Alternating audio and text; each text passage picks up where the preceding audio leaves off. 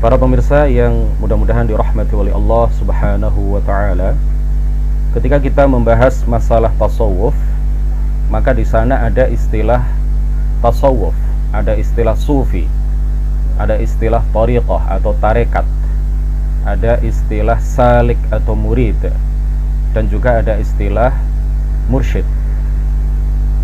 Apa kaitan antara tasawuf dengan thariqah? Apa pengertian murid atau salik? Apa pengertian mursyid? Sebagaimana disampaikan oleh para ulama bahwa tasawuf itu artinya secara singkat adalah islah al-qalb, menyucikan hati, membersihkan hati. Dengan cara apa? Dengan cara mengikuti adab-adab syar'iyyah, dengan berpegang teguh pada Al-Quran dan hadis secara zahir dan batin, zuhud terhadap gemerlapnya dunia, wara', ya, mengedepankan sikap wara', kemudian tarkut tana'um, meninggalkan sikap hidup bermewah-mewahan, tidak menautkan hati dengan gemerlapnya dunia, dan hal-hal semacam itu. Intinya adalah bahwa tasawuf itu upaya mendekatkan diri kepada Allah Subhanahu wa ta'ala dengan cara berpegang teguh kepada Al-Quran dan hadis, kemudian juga mengamalkan Al-Quran dan hadis, meneladani apa yang diteladankan oleh baginda Rasulullah Sallallahu Alaihi Wasallam, dan juga meneladani apa yang diteladankan oleh para aulia. Ini yang disebut dengan tasawuf. Sedangkan thariqat atau tarekat adalah jalan atau cara yang ditempuh oleh seseorang untuk mencapai itu semua. Cara yang berisi tahapan-tahapan untuk mendekatkan diri kepada Allah Subhanahu wa ta'ala. Jadi hubungan antara tasawuf dengan thariqat itu apa? Kalau tasawuf adalah upaya untuk mendekatkan diri kepada Allah Subhanahu wa ta'ala, sedangkan thariqat adalah salah satu cara untuk meraih hal itu, salah satu cara untuk melakukan upaya mendekatkan diri kepada Allah Subhanahu wa ta'ala dengan tahapan-tahapan tertentu melalui bimbingan seorang guru pembimbing yang disebut sebagai mursyid. Nah, orang yang melakukan itu, orang yang menempuh jalan thariqat ini supaya dia bisa meraih apa yang dimaksud, apa yang dituju di dalam tasawuf, itu disebut sebagai murid atau salik, orang yang melakukan suluk. Nah, ini istilah-istilah yang barangkali kita perlu paham ya secara singkat supaya kita bisa memahami tema pembahasan kita pada pagi hari ini. Al-Junaid, imam atau sayyid as-sadah as-sufiyah al-haqiqiyah atau al-haqiqiyin, pimpinan para ulama sufi, pimpinan para aulia sufiyun, al-imam al-Junaid al-Baghdadi.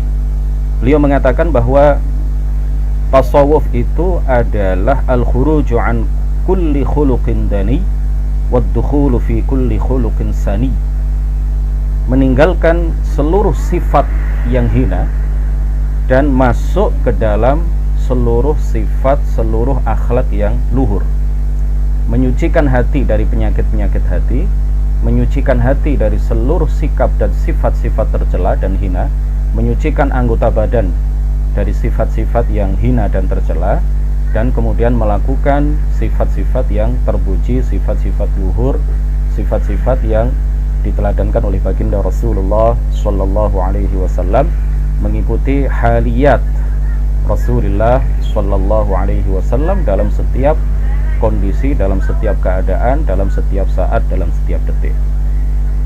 Kemudian sebagian ulama mengatakan bahwa thariqat itu adalah al-jiddu fis suluki ila malikil muluk, al-jiddu fis suluk ila malikil muluk, bersungguh-sungguh di dalam upaya menempuh jalan untuk mendekatkan diri kepada Allah Subhanahu wa ta'ala. Ini yang disebut dengan tasawuf. Nah, kemudian di sana ada sufi, ada istilah sufi. Apa itu sufi? Sufi itu artinya adalah orang yang melakukan atau mengamalkan tasawuf. Jadi pengamal tasawuf sejati adalah sufi. Kadang-kadang para ulama mengatakan atau menyebut istilah jahalatul mutasawwifah. Artinya adalah orang-orang yang mengaku sebagai sufi padahal mereka, kesufian mereka, klaim kesufian mereka itu tidak dilandaskan pada ilmu tetapi hanya berlandaskan kepada kebodohan semata. Istilahnya adalah jahalat al-mutasawwifah. Nah, sebagai lawan kata dari jahalat al-mutasawwifah adalah as-sufiyah, al-haqiqiyun, as-sadiqun, para kaum sufi atau orang-orang sufi yang sejati. Seperti siapa?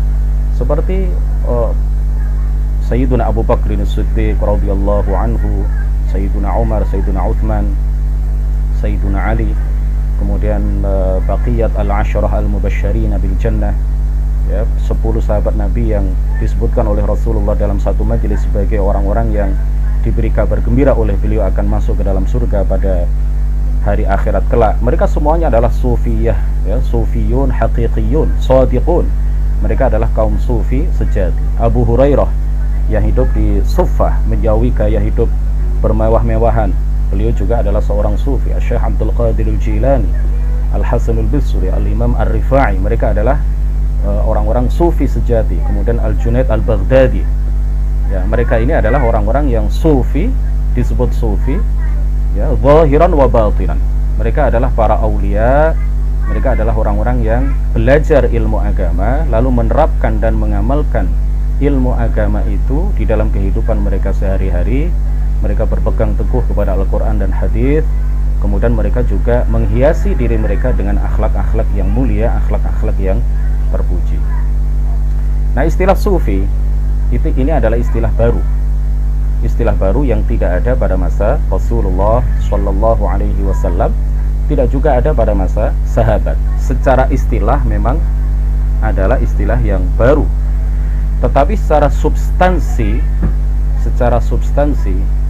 kaum sufi ini sudah ada sejak Rasulullah, sejak zaman Rasulullah, ya, para sahabat kibar, para aulia di kalangan para sahabat, mereka semuanya adalah kaum sufi, ya, orang-orang yang mengamalkan tasawuf, ya, orang-orang yang bertakwa dan menjalankan apa yang diperintahkan oleh Allah dan meninggalkan apa yang dilarang oleh Allah Subhanahu wa ta'ala. Jadi istilah sufi memang adalah istilah yang baru, tetapi ini juga berlaku bagi banyak sekali istilah yang lain. Misalkan ilmu hadis, ya, ilmu fikih sebagai sebuah disiplin ilmu, maka ini adalah sesuatu yang baru, tidak ada pada masa Rasulullah Shallallahu Alaihi Wasallam. Ilmu nahwu, ilmu yang menjelaskan tentang tata bahasa Arab, ini juga tidak ada pada masa Rasulullah Shallallahu Alaihi Wasallam. Ini adalah hal-hal yang baru. Jika ada orang yang menggugat sufi, menggugat kaum sufi, kenapa kalian menjadi sufi? Bukankah tidak ada pada zaman Rasulullah Shallallahu Alaihi Wasallam mereka yang menolak istilah sufi atau tasawuf, ya, mereka pada hakikatnya adalah menolak ilmu nahwu, menolak ilmu tafsir, menolak ilmu usul fiqih, menolak ilmu kalam, ilmu tauhid, ya, dimana disiplin-disiplin ilmu itu memang tidak ada pada masa Rasulullah. Sebagai sebuah disiplin ilmu belum terbentuk pada masa Rasulullah, tetapi secara substansi ilmu-ilmu tersebut sudah ada di dada Rasulullah, di dada para ulama di kalangan para sahabat. Begitu juga sufi. Kita perhatikan, ya, kita cermati apa yang dikatakan oleh Sayyiduna Umar ibn al-Khattab radhiyallahu anhu ketika beliau mengatakan ikhshawshinu wa tama'dadu, ikhshawshinu wa tama'dadu, ikhshawshinu wa tama'dadu. Ini adalah inti dari tasawuf. Padahal pada masa Umar belum ada istilah sufi, ya, belum ada istilah tasawuf, tetapi substansinya sudah ada. Bahkan dikatakan dan diperintahkan serta dicontohkan oleh Sayyiduna Umar dan para aulia di kalangan para sahabat. Sayyiduna Umar ibn al-Khattab radhiyallahu anhu mengatakan ikhshawshinu wa tama'dadu, wa tama'dadu, ikhshawshinu ay ilzamu khushunatal aish. Lakukanlah oleh kalian, ya, selalu lakukan oleh kalian, tetaplah kalian untuk melakukan khusyunat al-aish, ay tark at-tana'um, tarkut tana'um. Artinya jauhilah oleh kalian jauhilah oleh kalian at-tana'um, bergaya hidup mewah, ya, bergaya hidup berenak-enakan, bergaya hidup serba bermewah-mewahan. Ini diperintahkan, diteladankan oleh baginda Rasulullah dan diperintahkan oleh Sayyidina Umar di dalam perkataan beliau tersebut, ikhshawshinu wa tama'dadu. Ini adalah inti dari tasawuf. Kemudian wa tama'dadu artinya adalah teladanilah oleh kalian gaya hidup yang diteladankan oleh Ma'ad bin Adnan. Ya, Ma'ad bin Adnan ini adalah salah satu kakek buyut dari baginda Rasulullah Sallallahu Alaihi Wasallam. Salah satu kakek buyut dari baginda Rasulullah Sallallahu Alaihi Wasallam yang beragama Islam, dan beliau selalu melakukan gaya hidup yang sangat sederhana, dan inilah inti dari tasawuf. Jadi sekali lagi, tasawuf itu memang adalah istilah baru, sufi juga adalah istilah baru, tetapi substansinya sudah ada pada masa Rasulullah Sallallahu Alaihi Wasallam, bahkan sudah ada sebelum zaman Rasulullah Sallallahu Alaihi Wasallam. Kemudian para ulama ahli sunnati wal jamaah menyatakan bahwa thariqat hukumnya tidaklah wajib. Sebagaimana tadi sudah kami sampaikan bahwa thariqat itu adalah jalan yang ditempuh oleh seorang salik, oleh seorang murid dengan bimbingan seorang guru yang disebut sebagai mursyid, untuk mendekatkan diri kepada Allah dengan tahapan-tahapan tertentu, dengan membaca zikir dalam jumlah tertentu, dengan melakukan perbuatan-perbuatan baik yang dibimbing oleh seorang mursyid demi untuk mendekatkan diri kepada Allah Subhanahu wa ta'ala. Nah, thariqat ini atau tarekat ini hukumnya adalah sunnah, tidak wajib, sebagaimana yang ditegaskan oleh para ulama ahli sunnati wal jamaah. Di antaranya adalah Ibnu Hajar Al-Haytami di dalam salah satu karya beliau Al-Fatawa Al-Khaririyah. Beliau mengatakan akhdhul ahdi hasanun mahbub, mengambil janji, mengambil bayat, berbayat kepada seorang mursyid, ya, atau mengikuti tarekat adalah perkara yang baik dan dianjurkan. Beliau tidak mengatakan fardun wajib, atau beliau juga tidak mengatakan fardhu ain misalkan, tidak, tetapi beliau mengatakan apa? Hasanun mahbub, satu perbuatan yang baik dan dicintai oleh Allah Subhanahu wa ta'ala dan dianjurkan oleh syariat. Nah, di dalam thariqat, seorang salik akan melakukan hal-hal tertentu, tahapan-tahapan tertentu dengan bimbingan seorang mursyid untuk mendekatkan diri kepada Allah Subhanahu wa ta'ala. Thariqat ini kemudian berkembang dan menjadi sebuah komunitas, ya, orang-orang yang melakukan hal-hal tertentu dengan bimbingan seorang mursyid. Jadi awalnya dulu thariqat itu hanyalah sebuah cara, sebuah jalan untuk mengamalkan tasawuf, tetapi kemudian berkembang menjadi sebuah komunitas. Di sana kemudian ada thariqat Rifa'iyah, ada thariqat Qadiriyah, ada thariqat Naqsyabandiyah, dan banyak lagi thariqat-thariqat yang lain. Masing-masing dari thariqat itu memiliki komunitas tertentu melalui bimbingan seorang mursyid, ya, di daerah masing-masing mengamalkan zikir tertentu, diawali dengan belajar ilmu agama yang fardhu ain, kemudian mengamalkan ilmu agama yang fardhu ain itu, lalu kemudian mereka selama beberapa hari, misalkan ada tahapan di mana mereka melakukan uzlah, ya, melakukan uzlah, menyepi di sebuah zawiyah, ya, istilah-istilah di dalam dunia tasawuf, dunia thariqat, ada zawiyah, ada ribat, misalkan ada istilahnya macam-macam, ya. Di Jawa ada istilah-istilah khusus juga bagi para pengamal tarikat, bagi pengamal tasawuf. Kemudian di Sumatera mungkin juga istilahnya berbeda, di Arab istilahnya berbeda, tetapi intinya sama, yaitu ada tahapan-tahapan tertentu di dalam thariqat itu melalui bimbingan seorang mursyid agar mereka semakin dekat ya, melakukan suluk, melakukan jalan menuju kepada pencapaian ridha dari Allah Subhanahu wa ta'ala.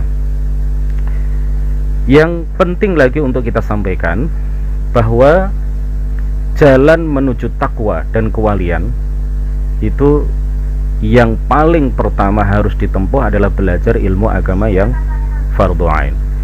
Tidak cukup hanya dengan zikir, tidak cukup hanya dengan membaca wirid-wirid tertentu, tidak cukup hanya dengan suhbatul aulia ya, kemanapun seorang wali pergi kemudian kita ikut, hanya itu saja tanpa belajar ilmu agama, maka seseorang tidak akan mencapai derajat kewalian, seseorang bahkan tidak akan juga mencapai derajat sebagai orang yang bertakwa. Nah, inti dari tasawuf dan thariqat itu intinya sebenarnya adalah ingin menempuh jalan menuju takwa dan kewalian. Dan jalan menuju takwa serta jalan menuju kewalian, tahapan yang paling pertama untuk dilakukan adalah belajar ilmu agama yang wajib, belajar ilmu agama yang pokok, belajar ilmu agama yang daruri, belajar ilmu agama yang fardhu ain. Talabul ilmi fariidatun ala kulli muslim. Belajar ilmu agama yang pokok, yang dasar, yang asas itu hukumnya adalah fardhu ain bagi setiap orang muslim. Seseorang juga tidak akan mencapai ilmu ladunni ya, ilmu yang langsung diajarkan oleh Allah Subhanahu wa ta'ala tanpa meraih derajat takwa, sebagaimana difirmankan dan ditegaskan oleh Allah Subhanahu wa ta'ala, wattaqullaha wa yu'allimukumullah. Para ulama mengatakan bahwa wa yu'allimukumullah, kalian akan diajari oleh Allah Subhanahu wa ta'ala ilmu yang tidak disangka-sangka. Ini akan kita raih atau diraih oleh seseorang setelah menjalankan apa yang Allah tegaskan sebelum ia memfirmankan wa yu'allimukumullah, yaitu apa? Perintah wattaqullah, bertakwalah kalian kepada Allah, niscaya Allah akan mengajarkan ilmu yang tidak kalian sangka-sangka, yang dalam istilah tasawuf atau dalam istilah para ulama ahli sunnati wal jamaah disebut sebagai al-ilm al-ladunni ya, al-ilm al-ladunni, sebagaimana yang sudah banyak sekali fakta kita saksikan. Ada seorang wali di Tuban di Jawa Timur yang tidak pernah belajar ilmu tentang elektronika, tetapi tiba-tiba dia bisa menservis barang-barang elektronika yang rusak. Bahkan dia juga tidak pernah belajar ilmu tentang mekanik ya, ilmu tentang mesin, permesinan sepeda motor, tetapi dia bisa ketika ada sepeda motor yang mogok, kemudian dia lihat-lihat dan dia bisa memperbaiki itu. Barangkali ini adalah bentuk-bentuk al-ilm al-ladunni yang langsung diajarkan oleh Allah Subhanahu wa ta'ala kepada wali tersebut. Tetapi syaratnya, syarat mutlaknya, sebelum Allah mengajarkan kepada orang ya, kepada seseorang al-ilm al-ladunni semacam itu, maka dia harus mencapai derajat takwa terlebih dahulu. Dan untuk mencapai derajat takwa tidak ada cara lain kecuali tahapan yang pertama harus ditempuh adalah belajar ilmu agama yang fardhu ain, sebagaimana dinasihatkan, diwasiatkan oleh Kiai Haji Muhammad Hashim Asy'ari, pendiri NU, bahwa kitab yang pertama kali dipelajari, yang semestinya dipelajari karena mengandung penjelasan tentang ilmu agama yang daruri, ilmu agama yang fardhu ain, adalah kitab Sulamut Taufiq. Yang kemudian kitab Sulamut Taufiq ini diringkas dengan ditambahi beberapa penjelasan yang sangat bagus sekali, beberapa faidah yang sangat bermanfaat sekali oleh mursyid kita Syekhuna Al-Allamah Al-Muhaddits Syekh Abdullah Al-Harari rahimahullah. Al-Imam Al-Junaid Al-Baghdadi mengatakan, "Tariquna hadza madbutun bil kitabi was sunnah. Idh tariqu ila Allah masdudah illa 'ala al-muqtafina athar Rasulillah sallallahu alaihi wasallam." Jalan kita ini, yaitu tasawuf, diikat dengan Al-Quran dan As-Sunnah, karena sesungguhnya setiap jalan, idh tariqu ila Allah masdudah, setiap jalan menuju Allah Subhanahu wa taala, menuju pencapaian terhadap ridha dari Allah Subhanahu wa taala, itu tertutup kecuali bagi mereka yang berpegang teguh dengan apa yang telah digariskan oleh baginda Rasulullah sallallahu alaihi wasallam.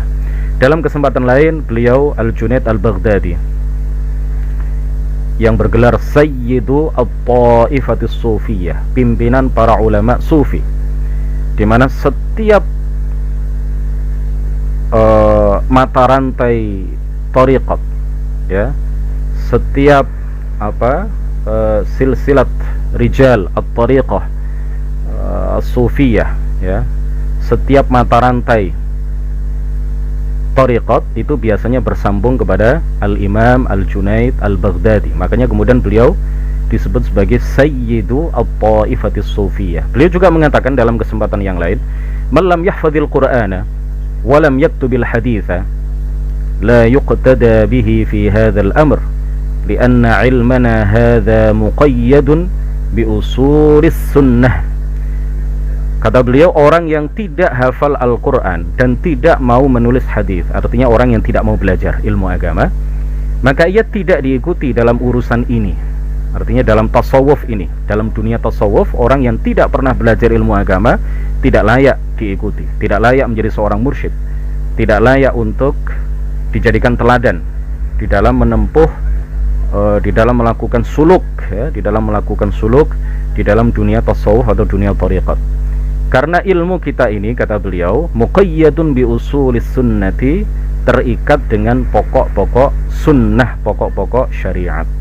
Al-Imam Asy-Syafi'i radhiyallahu anhu, beliau bahkan menegaskan, mattakhadallahu waliyan jahila, mattakhadallahu waliyan jahila. Allah tidak akan mengangkat seorang wali yang bodoh.